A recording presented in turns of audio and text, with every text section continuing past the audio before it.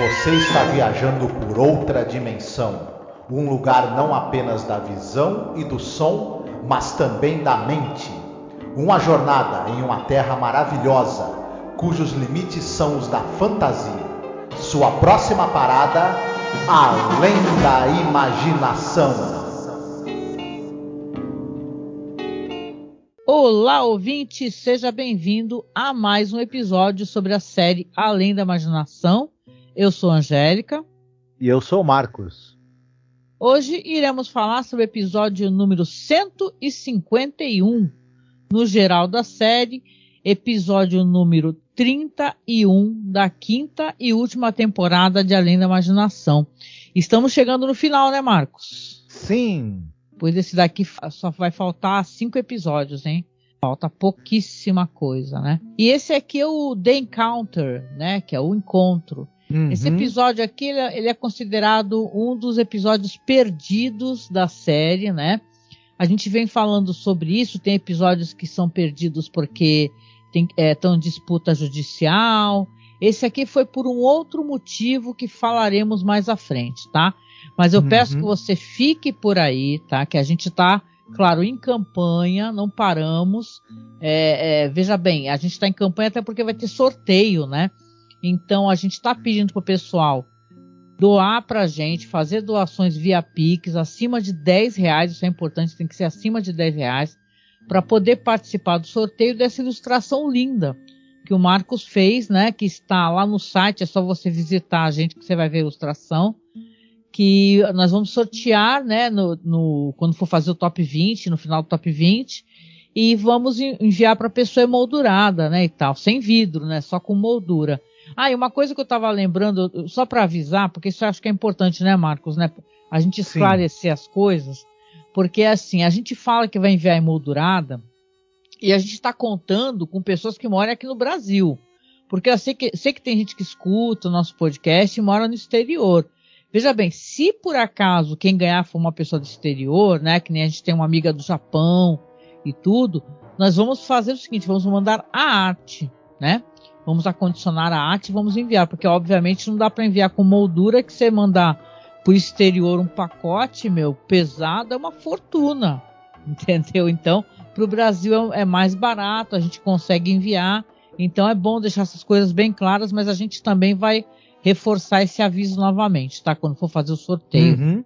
Então, quem puder, gente, por favor, não pare de doar pra gente. A gente tem recebido pouquíssimas doações, né? Então, a gente precisa que as pessoas continuem a doar, tá? O nosso Pix, ele é apoiomasmorra@gmail.com. A gente tem apadrinhamento lá no Padrim. Você pode ser o nosso padrinho ou nossa madrinha, doar mensalmente um valor também. Qualquer coisa acima de R$10 sempre ajuda. Lembrando que a gente reforça que é acima de 10, porque ainda mais se for nessas plataformas de apoio, eles tiram um valor, entendeu? Uma porcentagem. Então, se a pessoa doar, sei lá, R$5, R$2,50 fica para a plataforma, por aí, né? Ou quase isso, até estou exagerando um pouco, mas é em torno disso. Então, doe sempre acima de R$10, porque se garante que a gente fica com alguma coisa, né, também, né? Senão não adianta. Agora, a melhor maneira de doar, com certeza, é o Pix. Então, se você puder, faça um Pix, tá bom? Então, a gente vai tocar aqui a música da vinheta, rapidinho, e depois você já vai ter a continuação desse episódio aqui, que ele tem muitas curiosidades. A gente vai ter muita coisa boa para falar, tá? Então, valorize o nosso trabalho, valorize a pesquisa de quem fala dessas séries clássicas, faz pesquisa para vocês, que praticamente ninguém quer saber de fazer isso, né? Então nós temos esse papel, então colabore e dê moral pra gente mesmo, tá bom? Olá, eu sou a Angélica. E eu sou o Marcos. E hoje nós viemos aqui com um pedido muito importante para você que nos acompanha nesses quase 14 anos de podcast. Nos últimos tempos, o apoio que vocês têm dado pra gente tem sido muito importante, tem nos ajudado muito, e a gente pensou numa meta para poder modernizar a aparelhagem que a gente tem, para poder começar a fazer lives. Volta e meia fizemos algumas lives, principalmente agora durante House of the Dragon, né? E quem nos acompanha sabe que o nosso equipamento ele é muito rudimentar e dessa vez a gente quer tentar chegar numa meta aqui para poder pegar um bom notebook para que eu possa fazer as lives com o Marcos, fazer lives semanais, a gente gerar mais conteúdo, fazer mais coisas ao vivo, ter mais interação com os nossos ouvintes e espectadores. E óbvio, né, para você ter um notebook melhor, não é o computador positivo que eu tenho aqui na minha casa, é uma coisa mais cara, né? E detalhe, nem é um notebook de ponta, assim, o melhor notebook gamer, nada disso. É apenas um notebook onde eu possa fazer as lives, eu possa mostrar os vídeos, não travar, né, durante as lives. O ideal é que a gente tenha o dinheiro no local que não cobra a taxa, porque aí você estará ajudando a gente, né? E não enriquecer algum banco ou alguma, né, operadora. Na verdade, um computador melhor também vai agilizar a edição dos programas, né? Exatamente. Então, eu peço, o Marcos também aqui, que você nos apoie, tá? Como você pode apoiar? Você pode apoiar pelo Apoia-se, mas o Apoia-se tira uma cota, né? Tira um valor. Ou você pode apoiar via Pix também. Nos ajude a atingir essa meta. Tá certo? Então a gente deixa aqui um beijo muito gostoso, um abraço muito apertado. Fiquem todos muito bem, se cuidem. É isso aí, Marcos. O encontro, hein? Esse episódio aqui é direção do Robert Butler, né? Roteiro do Martin M. Goldsmith.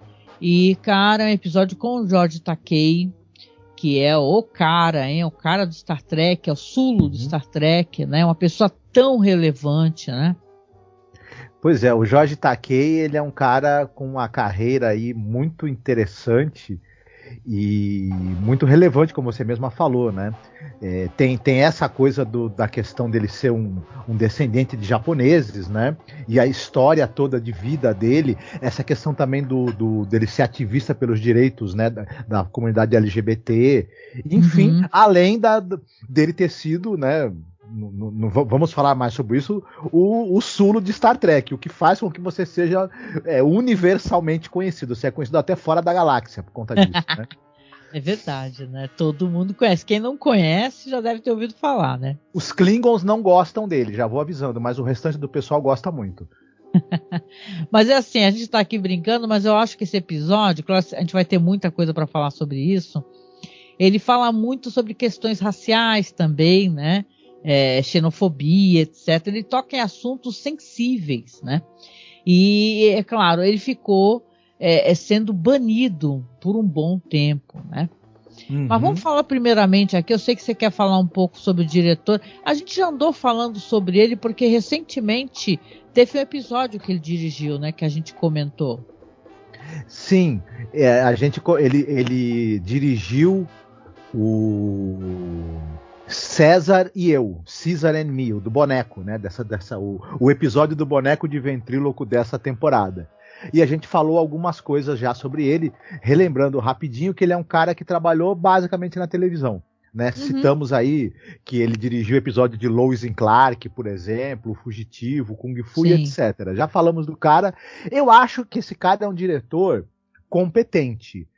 Tal, assim, eu até na época, não me estendendo muito, eu citei que eu achei que o outro episódio de Ventríloco, que a gente comentou, tinha muito mais traços autorais do que o episódio dirigido por ele. Mas aqui eu acho que ele segura o suspense e a tensão do episódio bem, mas vamos chegar lá, né? Claro, sim. Mas é meio isso, né? A gente já andou comentando sobre esse diretor, né? Senão a gente até fica, penso assim, a gente fica até se repetindo sem querer, né? A gente tem o roteiro do Martin Goldschmidt. E esse cara, eu acho que a gente não falou dele ainda, porque eu não me recordo se ele já escreveu outra coisa para além da imaginação. Eu acho que não. Mas ele é um sujeito que basicamente ele trabalhou bastante nos anos 40 e 50, roteirizou um monte de filmes noir, de faroestes, e eu não vou entrar muito em detalhes dos filmes dele, porque não são filmes assim tão famosos ou tão importantes. Ele roteirizou filmes que teve gente como John McCrea, Audie Murphy no elenco, mas não eram assim os filmes mais importantes da carreira desse pessoal. E Ele também escreveu coisas para Playhouse 90, por exemplo. Ele escreveu What's in the Box, por Além da Imaginação, aquele episódio que nós comentamos aqui da 5ª temporada. Sim, aquele lá da briga de casal, né? Sim. Uhum. E ele depois tem um hiato do final dos anos 60, ele não tem mais créditos, ele volta nos anos 90, por exemplo. A aparecer créditos para ele de roteiro, ele fica, sei lá, mais de 25 anos aí, e ele roteiriza aquele filme De Frente para o Perigo, sabe aquele filme com o Gene Hackman? Ah, sim. Uhum. É o último trabalho relevante, assim, dele como roteirista. Entendi. A gente tem nesse episódio, basicamente, 2 atores em cena, né? E é complicado, porque são 2 caras que trabalharam muito, nossa, tanto o Neville Brand quanto o George Takei, os caras têm tipo centenas de créditos, assim, os caras trabalharam demais, esses 2, né? Então, o George Takei, ele começou nos anos 50 e ele tá em atividade até hoje.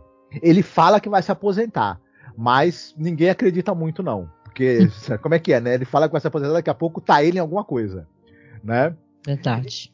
Ele começou nos anos 50, ele fazia dublagem em inglês de filmes americanos. Desculpa, de filmes japoneses. Ele trabalhava na dublagem, dublou o filme do Godzilla, filme do Rodan dos Monstros lá, né? Enfim. Ele aparece em filmes, por exemplo, vou citar alguns filmes que ele aparece em muito filme nessa. Ele era um cara meio Jorge Takei do filme B, né? Se dá para perceber que ele tem uma carreira com muitos filmes B, dezenas, mas ele está no grande clássico Kickboxer Os Punhos da Revolta, por exemplo. Parece título de Stella Class do Hermes e Renato, hein? Isso, exatamente. Ele, enfim, é um filme desses picareta de artes marciais que ele faz o mestre japonês que ensina o americano a lutar e quebrar a cara de todo mundo, enfim. Né, mas ele tá em filmes, por exemplo, nos anos 60, tipo Os Boinas Verdes. Quando tem a necessidade, ele obviamente é um ator nipo-americano, então ele aparece em muitos filmes que você precisa de uma pessoa que tenha descendência japonesa ou seja japonês. Né? Então é claro que isso acabou perpassando a carreira dele. Então ele também é um cara muito da dublagem de desenho animado, né? Por exemplo, Mulan, Kung Fu Panda, Avatar, enfim, muitos. Se você tem algum desenho americano que tem algum personagem japonês, há uma grande. Se for mais velho, é o Mako dublando. Se for um pouco mais novo, é o Jorge Takei, né? Enfim. Acaba sendo uma homenagem, né? Que nem o caso do Mako, né, no Avatar, que falecido já, né? Acaba sendo uma homenagem também a pessoa participar, sim. Né? O Mako tá no Avatar, o Jorge Takei também, né? Dubla no Avatar. E ele também apareceu em séries como MacGyver, por exemplo. Vem cá, peraí, agora eu fiquei curioso. Ele dubla quem no Avatar? Ele faz um personagem secundário no Avatar, que eu saiba. Não é um personagem fixo. Mas ele faz dublagens no Avatar. A Lenda de Aang. Entendi. Né? Ele não participou da Lenda de Korra, né? Mas... Enfim, outra coisa, por exemplo, você sabe aquele personagem Wong, que é aquele cara que é o amigo do Doutor Estranho? Sim. Nos desenhos animados, volta e meia é o Jorge Takei, não é o ator que faz o Wong no cinema, que dubla. Né? Um exemplo, citando alguns exemplos aí, por exemplo. Ele também participou de séries como MacGyver, O Homem de 6 milhões de dólares, Playhouse 90 e... Claro, né? Só para completar, para falar da carreira, ele aparece como ele mesmo em coisas como Simpsons, em vários episódios de série de TV, e ele é o capitão, ele é o Sulu, né?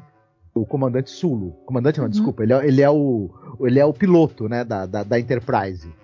O Sr. Sulu. E ele tá na série original, ele tá em todos os filmes com a equipe da Enterprise, ele está em todos os desenhos animados, em todos os videogames, em tudo que tem a ver com a equipe, né, da série original de Star Trek, ele tá, basicamente. Então, enfim, é boa parte da carreira dele.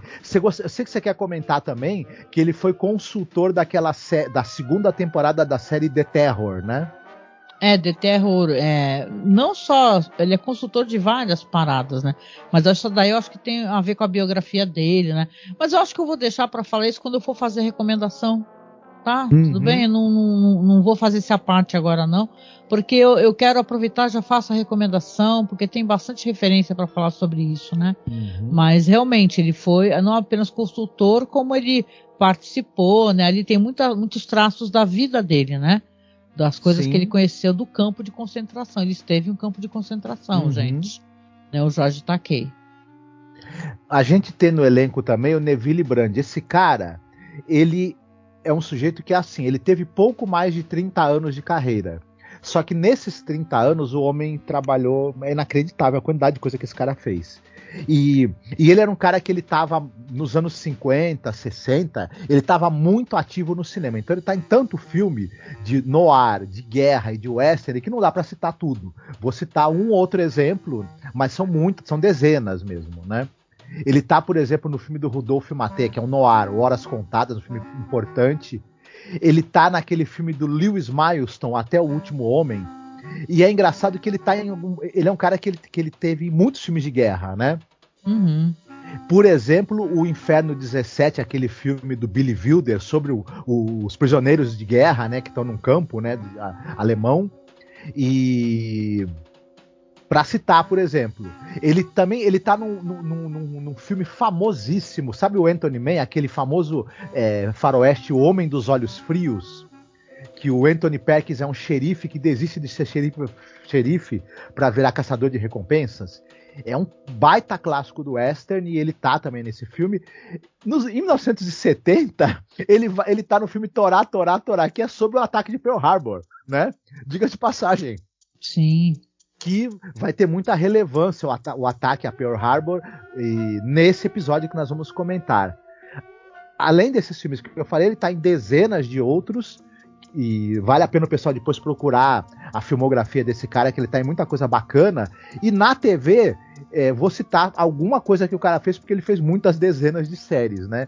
Sempre nessa toada, faroeste, policial ou suspense. É a praia do cara, né? Ele não era de comédia, nem muito de drama, essas coisas. Né? Ele não tem muito aquela... De drama até penso que ele funcionaria bem, mas de comédia eu fico imaginando como, né? Não ia dar certo. Ele é um ator assim que ele tem um ar meio sisudo e carrancudo, né? Sim, ele participou de coisas como Intocáveis, Cidade Nua, Clímax, Kojak, tá vendo? Séries policiais, né? É isso aí, mas um baita ator. Eu acho que a gente não vai entrar ainda no episódio, mas os dois estão mandando muito bem nesse episódio, né? Esse episódio tem vários elementos de coisas que eu gosto. Ele também tem uma coisa interessante desse ator aqui, o Neville Brand, que ele é um cara que ele foi condecorado, né? Depois da Segunda Guerra Mundial, ele recebeu Estrela de Prata, Coração Púrpura. Interessante ele ter feito tantos filmes de guerra, né? E também as pessoas até cogitam, né? O quanto desse episódio aqui, né? Deve ter balançado ele, né? Porque o personagem dele é um cara... Ele cometeu dano e também recebeu dano, né? Dessa espécie de coisa. Então, é interessante, assim, nessa questão, né? Um cara que é altamente condecorado. Sim, muito curioso isso, né? Um ator esteve nos campos de concentração japoneses, que os japoneses foram colocados nos Estados Unidos durante a guerra, e o outro lutou na guerra. Então, muito interessante, Rod né? Serling escolhe a dedo, né? O Rod Serling é um cara muito sagaz, né? A gente, quando tem que criticar o Rod Serling, a gente critica, mas quando é para elogiar, porque aqui tá com todo jeito de ser uma sensibilidade dele, né? É uma pena que tenha acontecido como aconteceu, né? Uns equívocos que ocorreram, inclusive na questão do roteiro, né, de como o episódio termina, mas a gente chega lá, né? Então, dessa vez é você que faz a sinopse, né? Então conta pra gente o que acontece nesse episódio. O que acontece é o seguinte, nós anos 60 no Havaí, a gente tem um sujeito que é o Fenton. O Fenton é um veterano da Segunda Guerra Mundial e ele está procurando, né, contratar alguém para ajudar ele a tirar o lixo e arrumar a bagunça que é a casa onde ele vive, né? E acontece que um jovem nipo-americano chamado Arthur Takamori vai ali tentar pegar esse trabalho ali, esse bico, né, de ficar fazendo essa limpeza, né, ali na casa do cara e no quintal do cara que ele precisa, né, que seja feito o Fenton. O problema é que o Fenton, ele está bebendo e ele é um cara cheio de amargura, cheio de frustrações, marcado pela guerra e um sujeito também com considerável nível de racismo e xenofobia. E o encontro desse jovem descendente de japoneses com esse ex-combatente irascível, né? E pode acabar não muito bem, até porque talvez eles a gente não tem certeza, mas talvez eles estejam sob a influência, digamos assim, maligna de um certo objeto que vai entrar nessa história e que pode levar tudo a ter contornos meio trágicos, né? O que será que vai acontecer? Esse episódio, ele tem, como eu falei, algumas coisas, alguns elementos que me agradam dentro do audiovisual, né? Porque eu acho que são coisas que vão depender exclusivamente de boas atuações, né? Primeiramente é ter pouquíssimas pessoas em cena. É que só temos 2, né? Pessoas em cena. Então, como é que você vai construir num cenário muito pequeno, né? Uma coisa que consiga prender a atenção do espectador? Você vai precisar ter ótimos diálogos, né? Atuações muito boas e convincentes, para não ficar uma coisa, né? A pessoa tá assistindo ficar de saco cheio, né? Falar, que cara chato, que insuportável. E uma situação aqui que ela se desenrola de uma maneira que é esse cara que é o veterano de guerra, né? Que é esse cara meio coroa, né? Que dá para perceber que ele já estava bebendo. A casa dele é uma zona enorme. E depois, lá pro final do podcast, eu vou fazer uma leitura referente a isso também. Porque dá para você ver que tudo é bagunçado. Ele tá no sótão, mas quando ele desce a escada, parece tudo bagunçado também. Uhum. Depois ele vai explicar o que tem acontecido na vida dele, que ele ficou desempregado, que a esposa largou ele. Mas quando ele encontra esse jovem asiático, né, ele já começa a meio que trazer o cara, né? O cara tá lá para ser jardineiro dele, né? Uhum. Eu acho que já existe uma crítica aí, né? Essa espécie de subemprego que são colocados os estrangeiros nos Estados Unidos, né?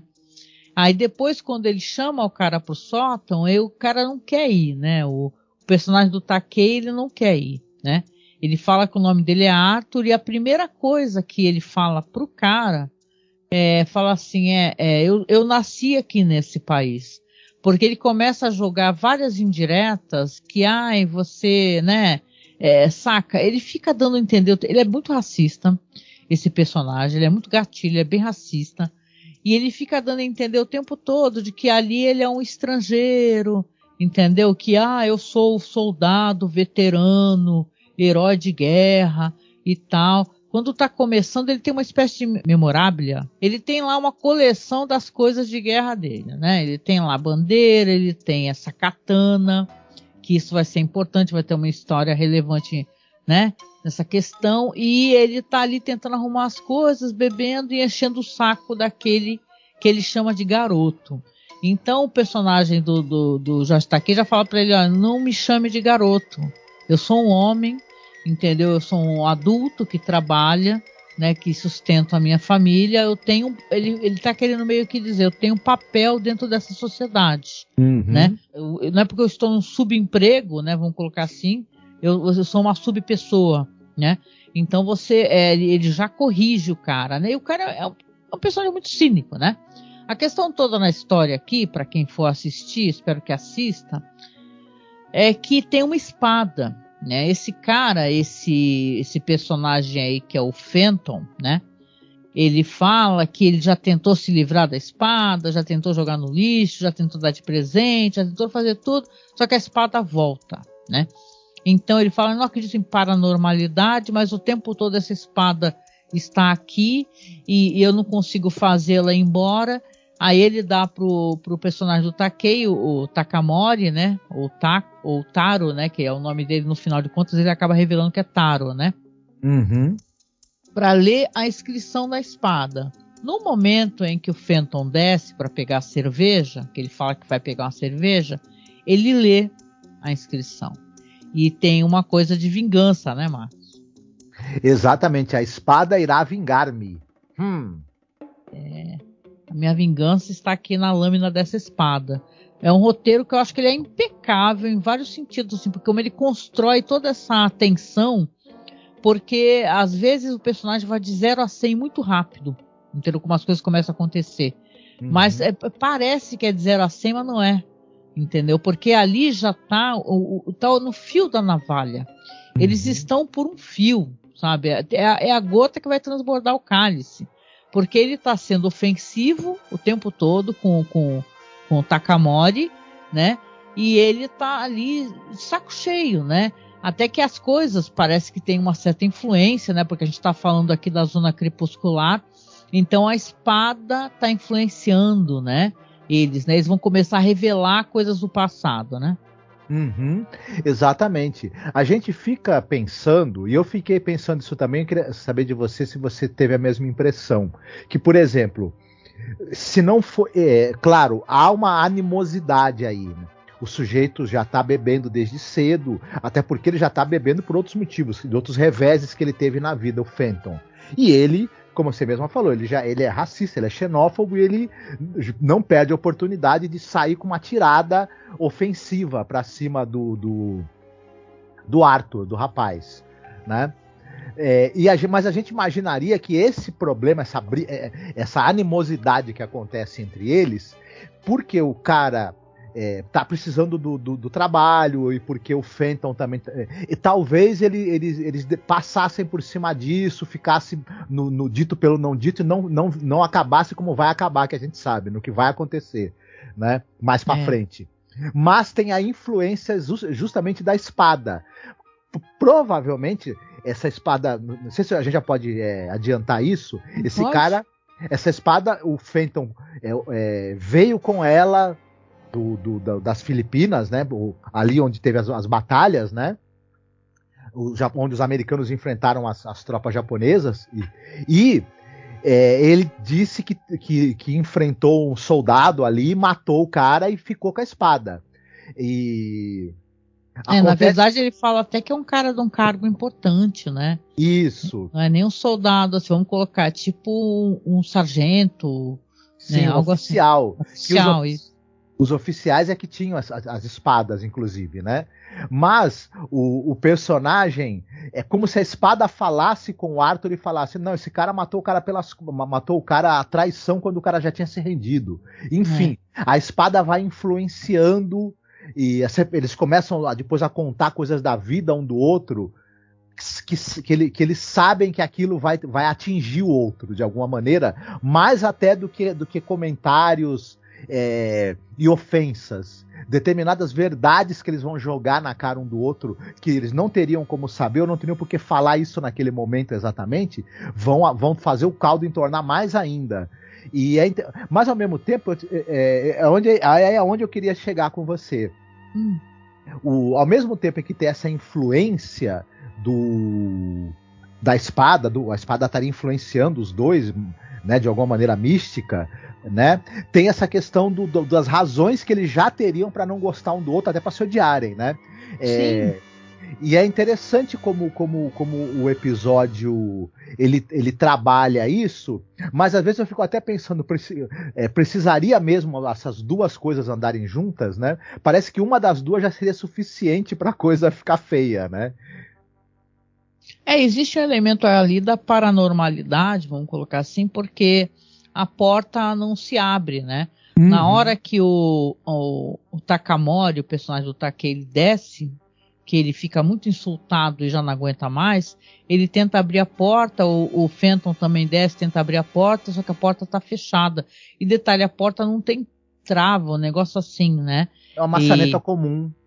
Exatamente. Então você vê que tem um elemento ali que está falando, aqui tem uma situação que ela tem que ser resolvida, de alguma maneira, né? E assim, eu gosto como episódio trabalha a questão dos efeitos sonoros, da música. Ele é todo, tem vários, claro, né, músicas utilizadas em episódios anteriores, mas tem aqui músicas de um artista famoso, assim, japonês, eu não lembro, assim, né, mas é de álbum famoso, assim, é um cara que tem uma grande contribuição até naquelas séries Gunsmoke, né, já trabalhava com a parte sonora, mas ele aqui tem uma música muito bonita, de inspiração mais japonesa e tal, com aqueles toques, e também tem os sons de guerra, né, para você ver como é que é interessante como as coisas são bem trabalhadas. A gente teve um episódio do cara lá, que é o Sounds, né, que era insuportável. Ele o tempo todo ouvindo aqueles vinis de guerra, de batalhas e tal. Inclusive de batalhas né, dessa região exatamente, né, contra os japoneses. Sim. E era uma coisa insuportável, porque não tinha conexão direta, assim, a relevância para a gente ouvir aquilo. Aqui, quando você está vendo que eles estão discutindo e batendo boca, sobe o barulho da batalha. Entendeu? Mas tem um motivo para ele estar ali, entendeu? Porque vai cada vez ficando mais tenso aquele ambiente, mais desesperador, até o momento em que ele vai começar a revelar o Fenton, que a mulher, ele tinha mentido, né? Tinha falado que a mulher foi dormir na casa da mãe, só que aí ele fala a verdade, que ela abandonou ele, né? Aí ele fala a verdade, que ele trabalhava com umas escavadeiras e tal, e com tratores, sei lá, e no final de contas acabou sendo demitido porque estava trabalhando bêbado. Então a vida dele não tem mais sentido. E o próprio personagem ali do Takamori, ele primeiro se apresenta como Arthur, e eu estou chamando ele de Takamori porque é o sobrenome dele, né? É o Taro, né? O Taro Takamori, que é o Jorge Takei. Ele fica com vergonha, né? Mas depois ele acaba falando. E você vê que ele também começa a contar a história do pai. Ele fala assim, primeiro ele fala uma mentira. Ele fala, meu pai... É uma mentira com meio, né, verdade com mentira. Ele fala que o pai dele era capataz de obras daquele cais lá em Pearl Harbor e tal. E para ele foi uma grande decepção que o pai dele era um herói de guerra, que acabou morrendo, né? Mas conforme as coisas vão esquentando e eles vão discutindo, esse episódio é muito bom nos diálogos. Ele acaba revelando a verdade. E o jeito como o Jorge Takei interpreta, né, Marcos, isso daí, de quando ele fala a verdade, fala que o pai dele foi um colaboracionista, que na verdade ele apontou aonde poderiam serem jogados as bombas, os ataques, etc. E chora e se desespera totalmente, né? É muito legal, é uma atuação digna de prêmio, sabe? Eu achei que ele mereceria. Então, a gente pensa aqui que é uma pena que tenha acontecido isso com esse episódio, dele ter ficado na geladeira por tantos anos. Ele acabou saindo no VHS de tesouros de The Twilight Zone. Demorou muito, só depois dos anos 2000 que ele voltou a circular, porque ele tem coisas importantes a serem discutidas aqui. Mas eu acho que você concorda também que esse episódio tem momentos de atuação, principalmente o Jorge Takei, muito fortes ali, entendeu? Sim, sim. Eu acho que tanto o Jorge Takei quanto o Neville Brand, eles têm atuações muito pungentes. Eles são pessoas que trazem dentro de si angústias e culpas muito grandes, né? E eles transmitem muito isso. E a fervura dramática do episódio vai subindo. E os dois atores vão carregando esse peso que vai se amontoando, né? Esse peso de mágoa, de ódio, de frustração que eles têm dentro de si. E eles vão dando essa escalada. É muito interessante a maneira como os atores trabalham e como também eu acho que os diálogos eles vão descascando essas camadas dessa cebola de ódio, de frustração, de medo, né, de incompreensão ali, né, que existe entre esses dois homens, porque eles na verdade estão carregando toda uma carga anterior a eles até, né? De certa forma. E é claro que o episódio ele é um olhar numa questão micro, vamos colocar assim, de uma coisa muito maior, né? Que é realmente toda essa visão que o americano tem do estrangeiro, entendeu? Principalmente esses estrangeiros que eles estiveram contendo, assim, de certa maneira, né? Como o americano tem a visão do asiático, como ele tem a visão do árabe. Então, né? Nossa, tem até um documentário tão bom sobre isso daí, sobre a questão dos árabes. A gente até comentou há anos atrás sobre, assim, é muito legal. Legal no sentido de curiosidade histórica, né? Mas você vê que aqui é a mesma coisa, entendeu? Naquela sala, naquele sótão, tá um ódio, entendeu? Que ele tá prestes a explodir, ele explode, né? Tanto que a todo momento o George Takei, né, o personagem dele tá com a katana na mão, e o outro tá se sentindo ameaçado, ele arranca a katana da mão dele e tal, ele é condescendente. Esse personagem aqui, concordo contigo que o Neville tá ótimo, esse ator, o que faz o Fenton, porque ele é odioso. Ele é um porco racista do pior tipo, e o pior tipo de pessoas que a gente vê hoje em dia, né? Falando e que as redes sociais e a internet potencializou essas falas racistas, homofóbicas. Então você tem aqui sabe, ele é o suco desses Estados Unidos aí dos anos 60, que ele é pós Segunda Guerra Mundial, né? Pós Pearl Harbor, Vietnã. Né? Ou eu tô falando besteira? Sim, Vietnã, Coreia, né? E eu concordo muito com você. O Fenton ele externaliza em determinados momentos, porque também tem uma coisa que a gente não sei se a gente já citou para os nossos ouvintes, que eles começam não ficam só na conversa, eles começam a ir às vias de fato um contra o outro mais de uma vez ao longo do episódio, né? Sim. Enfim, um puxa a faca pro outro puxa a espada pro outro, enfim, é um negócio sinistro. Mas o Fenton, ele, em um determinado momento, ele tem duas falas que eu acho chocantes. A primeira, que ele fala que durante o treinamento deles para a guerra, os japoneses, o inimigo, né, era pintado como criaturas sub-humanas, né, não era gente. Né, chama ele de macaco. Isso, né, várias vezes. Como se fosse uma espécie de macaco. Né? Então, uma coisa chocante. E depois, quando ele culpa o fato dele ter perdido o emprego dos imigrantes mexicanos, asiáticos, né? Ele coloca tudo pra fora, né? Isso. O cara seria um trampista hoje, com certeza absoluta. E todos esses preconceitos, xenofobia, racismo, que a gente percebe que, na verdade, é aquela pessoa que ela tá procurando um culpado para a incapacidade dela, né? O cara é um bêbado, o cara é uma pessoa que tá arruinando a própria vida com atitudes dele. Mas ele tem que culpar alguém. Então vamos culpar aí os estrangeiros, né? Isso é tão atual, né? O que acontece aqui, essa discussão é tão atual, porque é exatamente assim, né, que o americano se comporta, né? Culpando todo mundo, menos a si mesmo, né? E as suas escolhas, as escolhas... né, em quem ele vota ou não vota, né, já que lá o voto também é opcional, né, às vezes o cara nem vota, sabe, nem participa da vida política ou não tem interesse, né, e é o caldo do preconceito, né.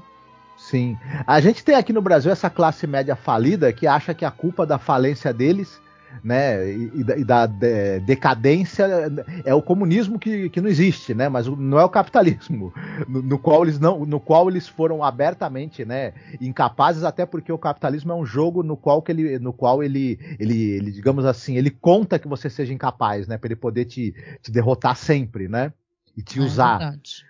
Enfim. Então, essas coisas que você realmente pensa que é uma coisa importante, né? E é um discurso corajoso. Eu penso que Além da Imaginação é uma série que tem muito, né? Tem vários episódios que trazem essa verdade, entendeu? Que esfrega na cara da sociedade. É que às vezes Rod Serling usa isso como uma coisa meio com o viés da fantasia, né? Tem o negócio do alienígena, né? Todo mundo comenta isso, que o Serling, os roteiristas, o Charles Belmont e tal, eles usam, e os outros roteiristas famosos, uma espécie de metáforas e tal, para poder falar sobre certos assuntos. Aqui foi claro, incisivo, né? Então é uma pena que tenha acontecido isso, mesmo não gostando do jeito como o episódio terminou, porque o episódio ele termina de uma maneira que é um tanto quanto injusta para o personagem de George Takei, né? Você tem aqui o Fenton, que ele, claro, aí ele acaba revelando, né, depois de jogar esse monte de preconceitos, né, e essas provocações todas de chamar, coisas que eu não quero nem repetir aqui, pro personagem dele, né, do Takamori, ele fala que a vida dele não significa mais nada mesmo, que se ele se entrar ali numa batalha corporal ou ele morrer, ou ele ser morto, o que ele tem mais mesmo a esperar? Ele tá sozinho no mundo? né? Já não tem emprego, já não tem relevância, já é um veterano velho, né? Gordo, como ele fala, bêbado. Então, porra, mas o Takamori é um cara no início da vida, é um cara jovem, né? Então ele tá pensando em si mesmo o tempo todo e ele vai acabar com a vida de alguém, né? Eu fiquei pensando nisso, assim, nossa, esse cara vai acabar com a vida desse cara, porque simplesmente ele acha que tem que acertar as contas de alguma maneira, né? Pode tirar toda a questão paranormal, fantasia e tal daqui, porque isso é uma coisa muito real, né? Você entrar na casa de alguém, como acontece em tantas situações, e a pessoa acabar com a tua vida, né? A pessoa destruir a tua vida por motivos pessoais, né? Então aqui você vai ter eu vou até finalizar aqui para a gente poder concluir e dar as nossas considerações.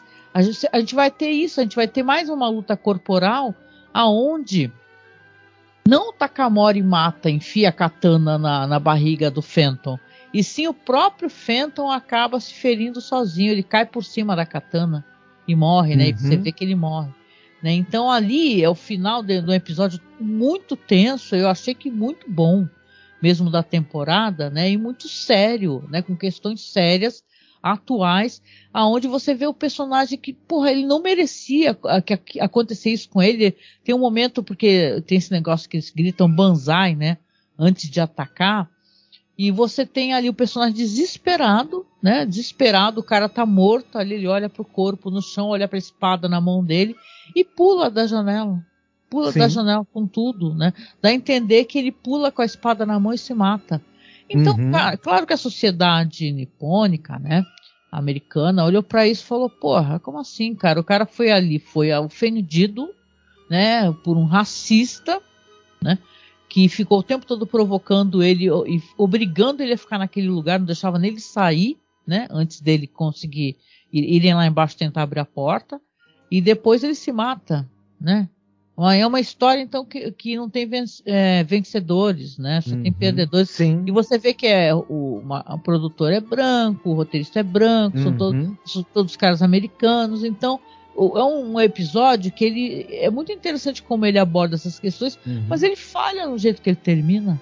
Porque ele falha de uma maneira injusta, né? Claro que se ele quiser tá fazendo aqui uma questão, a guerra, todo mundo perde, né? Com a guerra do ódio, né, e tal, mas eu acho que, né, realmente desagradou bastante, o suficiente para eles congelarem o episódio, né?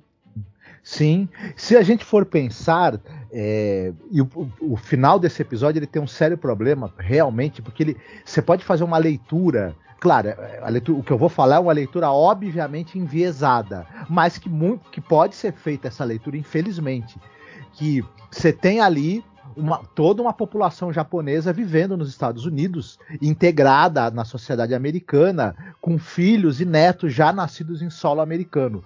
O episódio você pode, infelizmente, induzir a uma leitura, inclusive muito por esse final, de que há um ressentimento, uma raiva e motivos ali para essa população, em algum momento, ter uma explosão de ódio e revanchismo também contra você, né?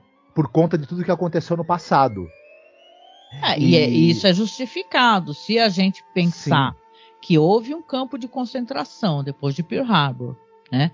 Eu vou falar sobre isso na minha recomendação, onde o pessoal ficou preso, foram assassinados, as mulheres estupradas e tal. Os caras tiveram um campo de concentração. Veja bem, né? A gente só fala de alemão e tal, do Holocausto. Americano tinha campo de concentração, né? Sim. Então é uma coisa bizarra, né? Então, na verdade, eles ficaram com medo da sociedade nipo-americana, né? Com certeza. Mas, né, é porque eles cagaram muito, né, na história, né? A cabeça dos povos, né? Você vai vende a ideia, talvez, né, que se você contratar um descendente de japonês, né, para ele fazer algum serviço na sua casa, ele pode puxar uma katana para você, né? Não, e tem tantas coisas aqui, tem Pearl Harbor aí, mas teve o Hiroshima e Nagasaki, sabe? São feridas abertas, né, até hoje, né? Exatamente. E aí é meio isso, né? Esse final ele é muito. Esse final também remete à questão dos kamikazes, né? E isso também é claro que não desceu bem de jeito nenhum, né?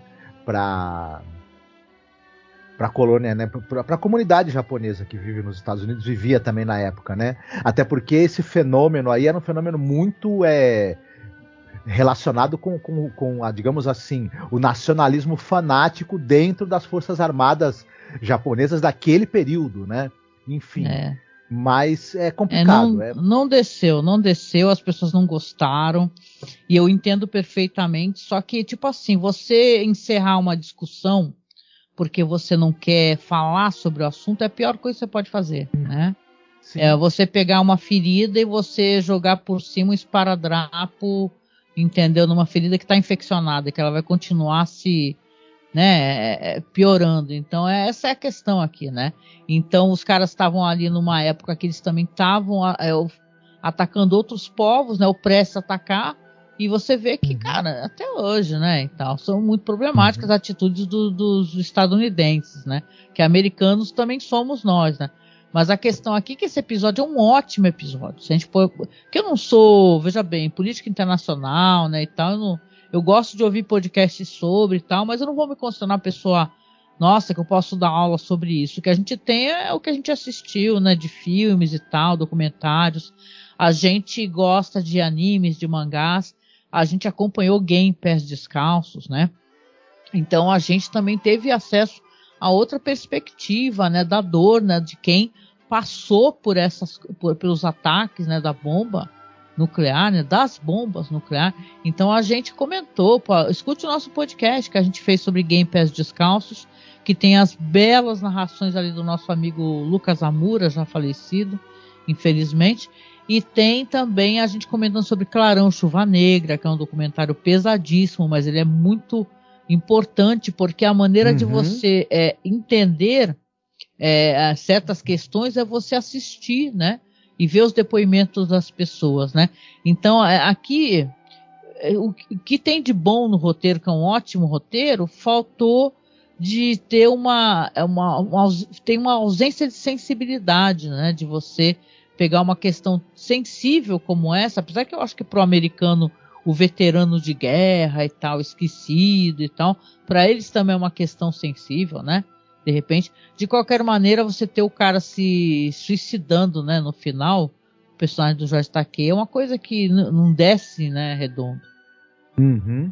Sim, exatamente. É uma pena porque, na verdade, o episódio tem... ele, ao longo, né, da projeção, ele tem momentos muito bons, muito interessantes, toca em diversos assuntos espinhosos e de maneira interessante, dá uma possibilidade dos dois atores eles esbagaçarem, né? Também. Nossa, episódio do caramba, assim. Que bom que as pessoas hoje em dia têm acesso, né? Tem Blu-ray e tudo, porque é um episódio inacreditavelmente bom, né? Esse aqui. Sim. Eu também gostei bastante. E a gente só para não se estender muito, eu acho também que a direção foi segura nesse caso. O cara soube concentrar essa tensão ali, né? Se a gente sente a tensão aumentando e se concentrando, é porque a direção conseguiu, né, transmitir isso e dosar, né, o que vai aparecer, né? Como cada parte ali, cada segmento do episódio vai encaminhar, né, esse aumento da tensão até essa explosão, até as explosões de violência que vão acontecer. Então acho que isso aí é a habilidade do diretor, né? Enfim. Com certeza. Não, direção, efeitos sonoros, música. Eu achei que o episódio ele foi cirúrgico, assim, causar tensão. Eles foram muito inteligentes, assim. É um dos pontos altos aí da temporada de qualquer maneira, né? Eu concordo contigo. Sim, com certeza, né? Mas então, vamos lá para a parte de recomendações, que eu sei que as pessoas sempre têm muita curiosidade, né? Sobre o que a gente vai recomendar. E você tem o que para recomendar dessa vez, Marcos? Dessa vez eu vou roubar mais do que nunca. Desculpa, sou obrigado.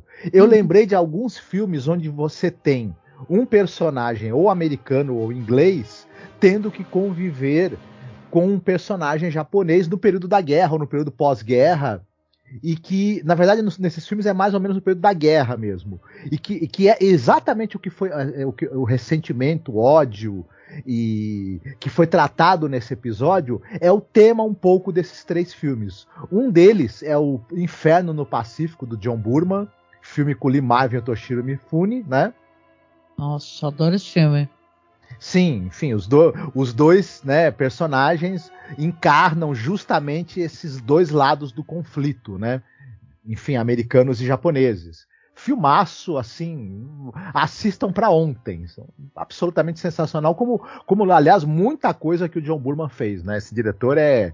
O outro é Cartas de Iwo Jima, do Clint Eastwood, que é um filme também muito bacana, porque você tem essa questão da Batalha de Iwo Jima e o Clint Eastwood enfoca a visão dos japoneses em relação a muito que nós comentamos aqui nesse episódio, né? Inclusive, né? Até essa relação deles com esse ultranacionalismo e com essa imposição de sacrifícios durante a guerra. Então é muito interessante. Filmaço também, e de uma sensibilidade, de um impacto que eu acho muito grande, né? Enfim. Muito legal. É impressionante, muito bom esse filme. E pra finalizar, eu sei que você gosta muito desse filme também. Você gosta dos 3 filmes, eu tenho certeza. E o Fúrio, Em Nome da Honra. David Bowie, o falecido recentemente, né, cara? Que triste. Eu fiquei muito triste com o falecimento dele, daquele maravilhoso músico, né, que trabalha no Fúrio também com o David Bowie. Isso, o Ryuichi Sakamoto. E o filme também tem isso, que é um campo de prisioneiros britânicos, né, na Segunda Guerra Mundial, que estão em posse dos japoneses, e um oficial do exército britânico e um oficial japonês, né? Tem o personagem do oficial japonês vivido pelo Takeshi Kitano, que é aquele cara um tanto quanto cruel, né? Que tem uma certa, digamos assim, encarna para ele esse revanchismo e esse ódio, né? Para cima do inimigo. Mas o personagem do Ryuichi Sakamoto, que é o Yonoi, né? Ele vai acabar enxergando, né? O personagem do David Bowie, que é o Celliers, né? Se eu não me engano o nome dele, com outros olhos, inclusive com olhos que podem estar perpassados por amor, né? E isso é algo. E como também esse amor que ele vai sentir pelo inimigo, né? Como isso vai afetar essa psique dele de militar, né? Zeloso dos seus deveres e da responsabilidade para com o seu país, a sua honra. Enfim, outro filmaço que vale muito a pena. Enfim, é isso. Eu quero aproveitar para fazer o contraponto, né? Porque é interessante isso daí, porque não tem isso de... a história apresenta vários traços. O americano colocou os japoneses ali, os japoneses em campos de concentração, os japoneses também cometeram muitas atrocidades, né? Tem até aquele exploitation, porque é um exploitation, gente. Mesmo tendo uma questão histórica, é um filme de exploitation, né, de gore, né, que é o Man Behind the Sun, né, que é um filme de 88. Ele é do diretor, é um cara chamado T.F. Mu, né, que vai contar esses campos de concentração japoneses. Os japoneses faziam experimentação de armas biológicas, sabe, do exército imperial, né, durante a Segunda Guerra Mundial. Então a história é assim, né, meu? O japonês tomou depois bomba, mas também estava aprontando. Tinha sequestro do pessoal, lembra? Quem assistiu Clarão Chuva Negra sabe desses contrapontos aí, né? Porque não é assim, eles eram apenas vítimas, né? Eles também eram vítimas, né? Então é uma coisa que se autoalimenta, sabe? Você tem o horror vindo de um lado, aí vem do outro, né? Então é assim, claro que não é uma coisa que é para qualquer estômago, né? Porque tem algumas imagens aí reais, né? Que são misturadas com a história que é contada ali, imagens muito fortes, mas tem procurem aí, para quem tiver muita coragem e não aguentar gore, né? Procure aí o Man Behind the Sun, né? Que é um filme sobre os campos de concentração no Japão. A minha recomendação vai ser uma série que eu já devo ter recomendado anteriormente, mas eu acho que é bem relevante recomendar nesse momento novamente, devido à presença do George Takei, né? Aqui tem quem lembra de The Terror, hein? A primeira temporada foi maravilhosa, né? De 2018. os caras naquele barco, né? Tinha o Sharon Hinds, né? Uma puta série, né? De suspense, assim, do caramba, uma série muito bem feita visualmente. Aí, quando chegou 2019, as pessoas estavam muito ansiosas, né? Porque ficou sabendo que ia ter uma segunda temporada, e a abordagem da segunda temporada é totalmente diferente.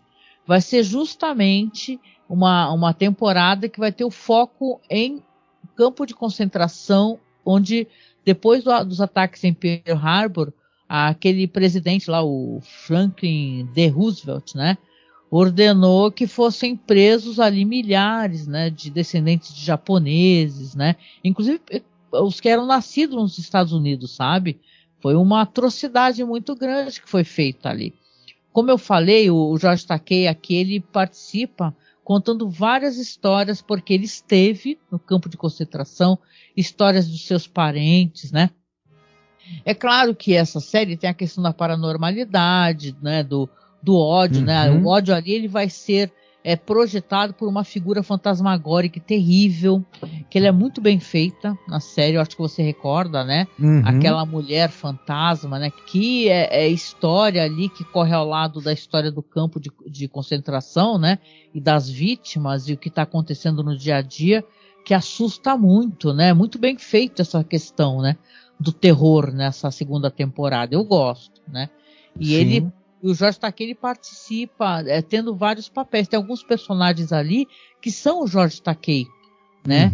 O rapaz jovem é o George Takei, ele aparece enquanto outro personagem já mesmo, um velhinho, né? A série, ela tem muita precisão histórica, essa série de terror, então você vai ter histórias ali reais, questão do figurino, diálogos, etc. Então, para quem não assistiu, pode ter passado batido, mas a pessoa assiste aqui o episódio, acha interessante o debate, fala, olha, eu queria saber mais sobre isso.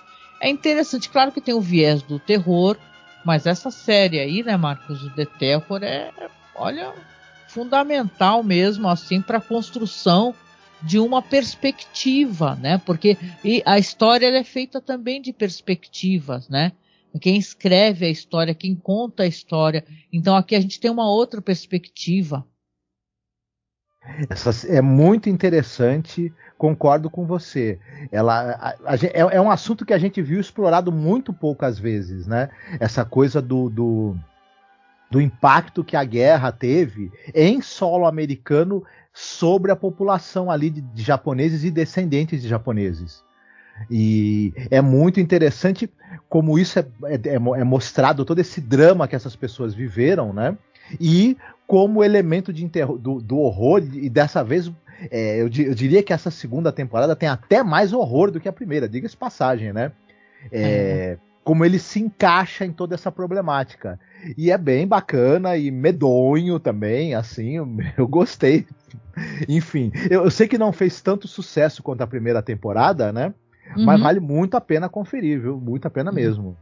Eu acho que o George Takei, que é um ativista mesmo, né, da causa LGBTQIAP+, é um cara que, poucos anos atrás, que ele se revelou homossexual, né, então eu acho uma pessoa fantástica mesmo, corajosa, assim, e ele é uma sorte que a gente ainda tem o George Takei, eu acho maravilhoso, para quem quiser conhecer a série não vai se arrepender, porque, assim, eu acho que a série ela entrega muito, assim, das histórias que são feitas, às vezes a gente tem desculpa fazer essa leve, né, mas a gente tem às vezes a percepção que existiu um holocausto, né, e eu já ouvi falar de outras pessoas, principalmente historiadores, né, que vários holocaustos aconteceram, né, só que eles não têm suas histórias contadas e conhecidas.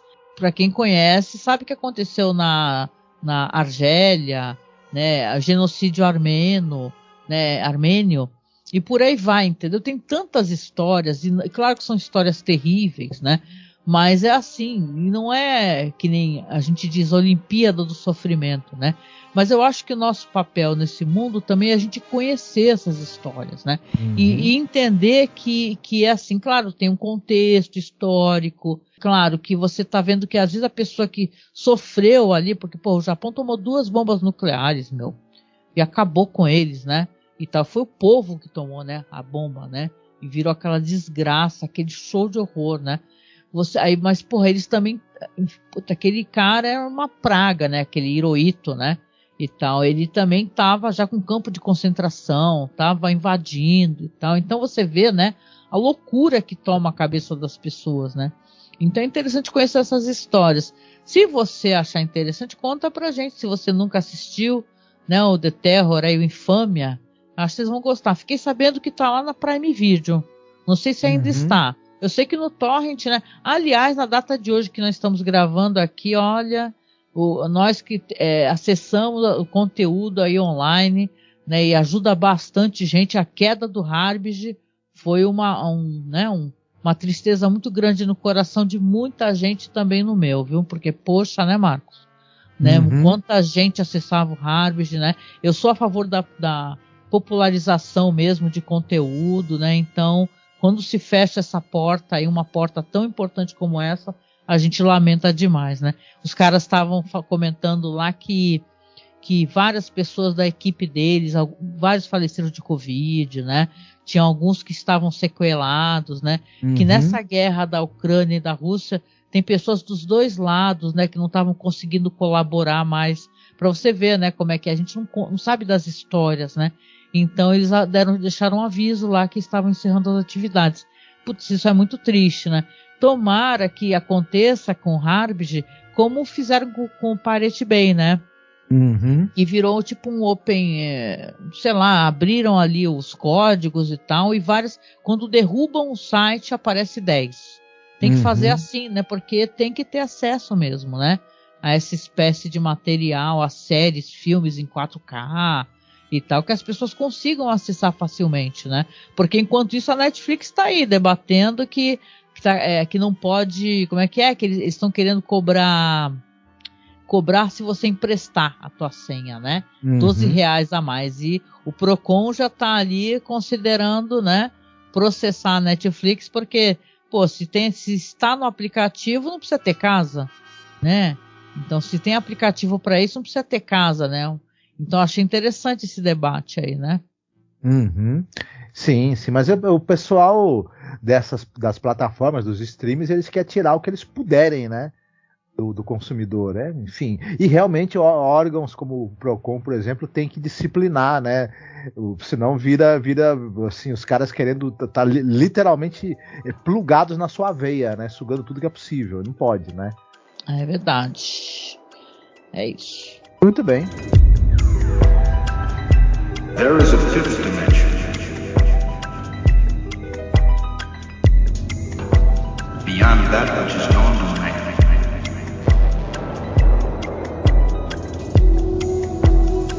It is a dimension vast as space.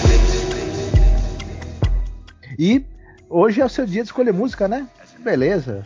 Hoje é meu dia de escolher música. Olha, eu fiquei aqui em várias dúvidas relacionadas à música. Eu gosto muito de música japonesa, né? E tal, pra caramba mesmo. Eu sou muito antenada nessas músicas de séries e filmes, né?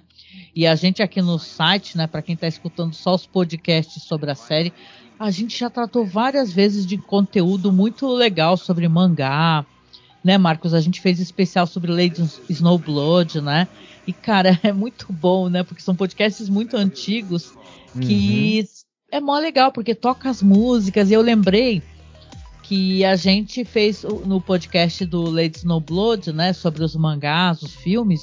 E toca as músicas daquela Meiko Kaji, né? Que é uma atriz, assim... Está viva ainda, viu? É uma atriz e cantora que no Lady Snowblood toca uma das músicas dela e toca até no Kill Bill, né? Essa música aí que eu vou escolher tocou no Kill Bill, que é The Flower of Carnage, né?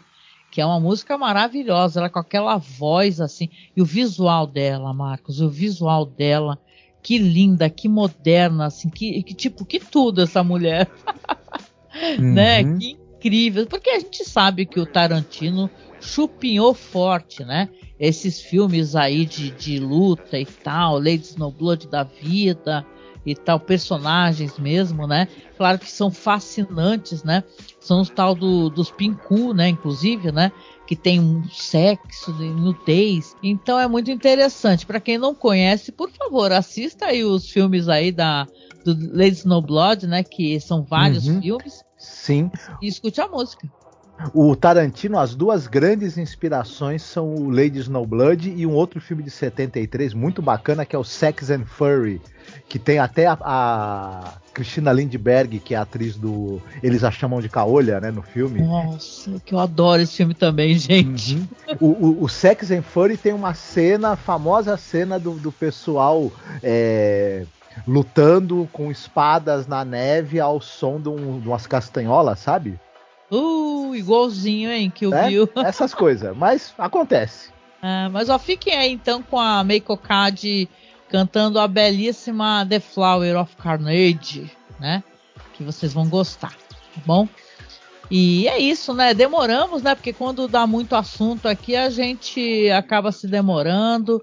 Foi um papo ótimo. Espero que renda para vocês também, como rendeu pra gente. Um episódio de 20 minutos, mas a gente tinha tanta coisa para falar, tanta coisa que vem, né? Tanta lembrança assim, de coisas que nós já assistimos.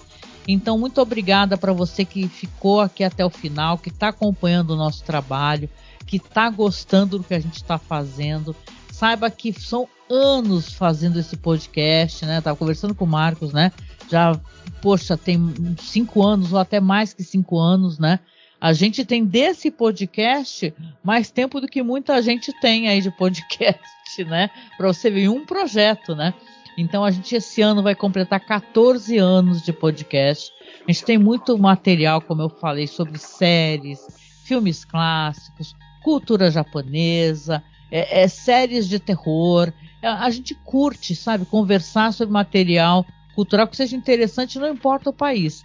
Então assine lá o nosso feed, porque esse podcast aqui não está saindo mais no Além da Imaginação Podcast, lá no Spotify, está saindo lá no nosso feed do Masmorra Cine. Então vai no seu aplicativo, escreve lá Masmorra Cine, porque vai sair bonitinho, religiosamente, até terminar. Vamos fazer a live, vai virar podcast. Então dê moral pra gente, tá? Dê moral pra gente, colabore conosco. Faça uma doação se você acha que o nosso trabalho aqui, que as nossas informações valeram para você, assim, conteúdo de reflexão, que vai gerar uma conversa boa, né? Às vezes um esclarecimento. Então, por favor, tá? Colabora com a gente para poder manter o nosso trabalho vivo, né? A gente paga o nosso site mensalmente para poder manter os podcasts lá. Não estamos mais confiando deixar o podcast no Anchor, né, que vai para o Spotify, desde que ele veio notificar a gente que iria derrubar o podcast, né, por direitos autorais, por música. Então a gente está mantendo no nosso site. Então vai lá, dá aquele apoio para a gente, vira nosso padrinho ou nossa madrinha, que a gente vai ser muito grato a isso, né, Marcos? Exatamente, a gente conta com o apoio de vocês, quem puder e quiser, obviamente, né? Óbvio, sim, se a pessoa puder, porque a gente mais do que ninguém entende o que é ser duro e pobre, né? Então, mas se você tiver condições, ajude. Se você não tiver condições, você pode fazer uma coisa que isso ajuda a gente pra caramba, é você compartilhar o podcast.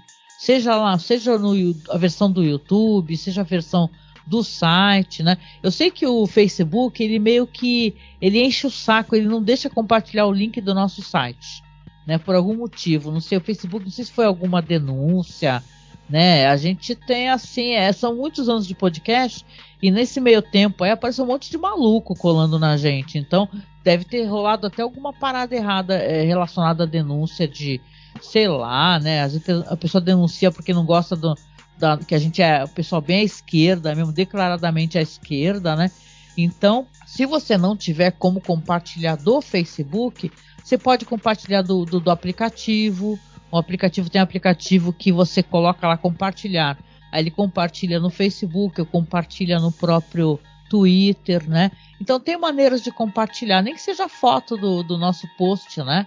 Já ajuda que a pessoa vai lá procurar. Então a gente agradece demais, viu, a paciência de vocês ficarem aqui acompanhando o nosso projeto. E conversa com a gente aqui, viu? Seja no YouTube, seja aqui nos comentários do nosso site.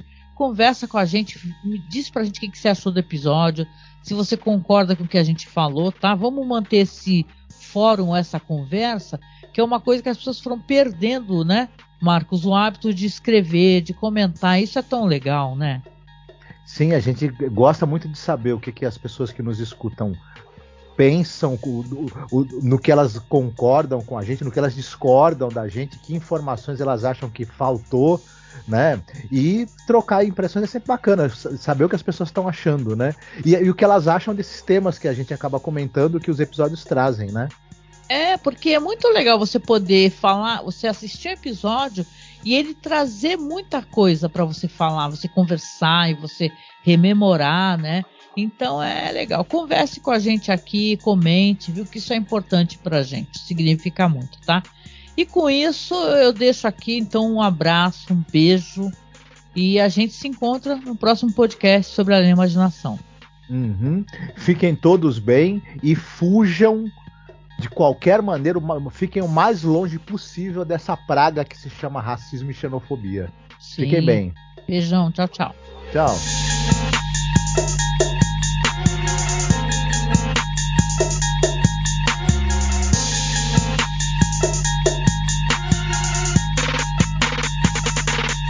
É uma pena o que aconteceu com esse...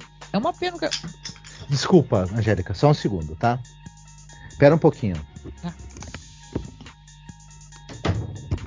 Alô? Era a gata? A Fran estava dentro do guarda-roupa. Do nada a porra da porta do guarda-roupa abre. Filha da puta de uma gata me pula aqui. E ela ainda, que se fosse a outra eu ainda não ia assustar tanto, mas quando foi ela eu me assustei. Isso foi bem bizarro, hein?